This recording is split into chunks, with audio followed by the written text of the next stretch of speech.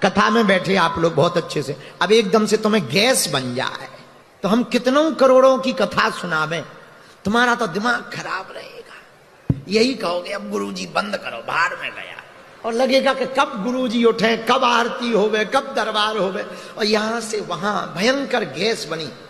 आहा, और हम सुना रहे आहा राम जी, तो तुम तुरंत कहोगे हाँ।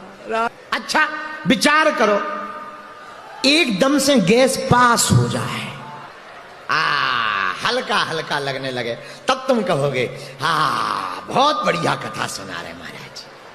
अब बताओ, कथा वही थी पर 1.5 मिनट में बुरी लगी और 1.5 मिनट में अच्छी लगी।